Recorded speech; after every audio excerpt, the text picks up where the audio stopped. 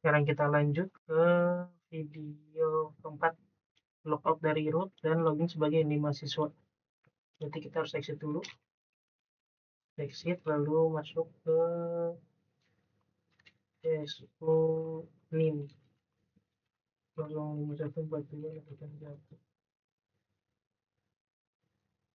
Nah, sekarang kita coba masukin passwordnya ya. Kita coba masuk lagi.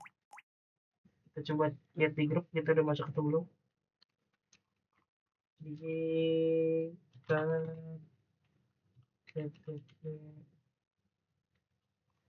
grup harusnya kita udah di ini.